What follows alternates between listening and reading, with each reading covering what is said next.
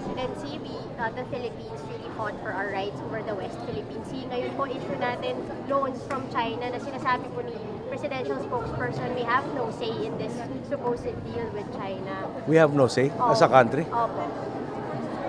Hindi ko alam kung saan siya nag-aaral ng, kasi abogado, business practice, no? Yung, sa ating setup, ewan ko sa China, no? Sa ating setup, marami nag-offer, kunyari, car loan. Oh, obligado ko ba isang bangko lang ang pwede mo kunan ng car loan? Dahil pwede bangko kunan ng car loan. At may competition, pagandahan ng terms and conditions. Oh. Pag umutang ka, parang baka may pe-pledge ka as collateral, ikaw pinapapili kung anong collateral. Hindi sasabihin ng bangko, sa mga collateral mo, ito gusto namin. Pwede lang sabihin, ang tatanggapin namin collateral, ito mga inaalok mo. Pero doon nag-umpisa yun, nag-alok ka, ikaw umutang, nag-alok ka.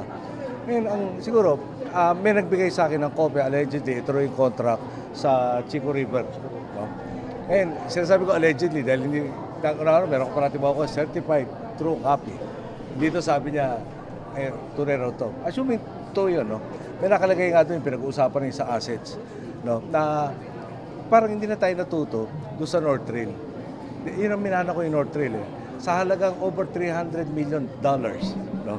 Ang mapapakita natin sa North Trail ay higit kumulang 1 kilometrong columns sa Malolos, Bulacan at saka yung blueprint o yung mga plans. Yun na yun. 301 million. Parang $340 million yata.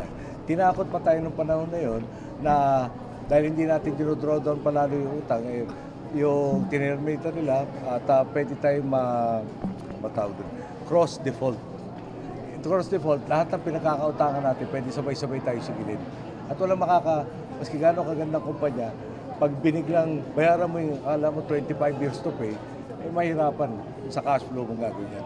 So dito, parang pinakita sa akin, assuming totoo sabi ng reporter, tunay na copy raw, ang hindi kasali consular properties and diplomatic posts, wala sa Pilipinas yun. Number 2, yung mga military defense areas under the direct control of the military or defense. Tapos yung pangatlo, yung solely used for public interest. No? And ang problema lang doon, parang hindi ko nakita sino magde-determine kung saan maginagamit lahat yan. No? Tapos, nandun na naman yung mga mali doon sa North Trail. Anong governing law dito? Batas ng China. Saan tayo magdedemandahan kung sakasakali meron di pagkakaunawaan? Sa arbitration ng China. Ngayon sa China, paalala ko lang, meron naman article doon sa magazine na Economist, binabanggit na naman yung estado ng abogasa sa China. Meron kasing higit kumulang, dati nabasa ko mga 100,000 more or less lawyers. No? Dami. Ang problema, ang China, 1.4 billion na tao. At yung sumisikat na abogado doon, kadalasan, sinasamahan yung kliyente lang nakakulong. Dito, pinag-usapan doon sa Economist na article, no? Nagle-lecture itong professor, pinag-usapan yung freedom of speech, iba-ibang freedoms. Tapos parang sabi ng article, kayo naman, pinag-usapan lang natin, nasa konstitusyon yan, pero huwag nyo asahan na nandiyan yan. No? So, para bang tayo, ang taas naman yata ng kumpiyansa natin, doon tayo sa sistema nila, na wala pa tayong makukuha ng consultant, dahil ang kukunti ng abogado doon, na meron tayong kumpiyansa na mapapangalagaan natin yung karapatan natin dito. At may mga nagsasabi na mas mura pa rin yung mga ibang inaalok sa ating official loan. No? So, tanong, ba't tayo, maski sinong uutang, parating nahabol mo, babayaran ko yung down the line, sabi mo, yung mas konti na lang interest ang babayaran ko. Parang very basic yun. Pero pinakamabigat talaga doon, parang finormalize na. May ginawa sa isang bansa dito sa Asia.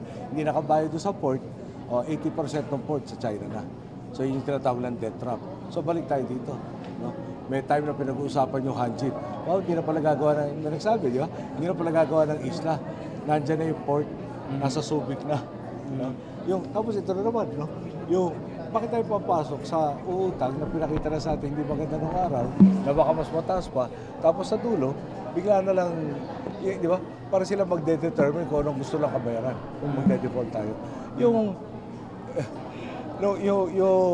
North Trail kasi, di ba? Mula high-speed rail ng commuter, high-speed rail, kukonect yung mga airport dito sa Clark, naging commuter train na wala specification. Ngayon talagang, yung parang pinag-aralan, UP Law Center nag-aral parang pwede kaya maglagay ng train sa Carnaval at papasa na. Kasi ang merong spec lang, ang tanda ko, yung signaling equipment.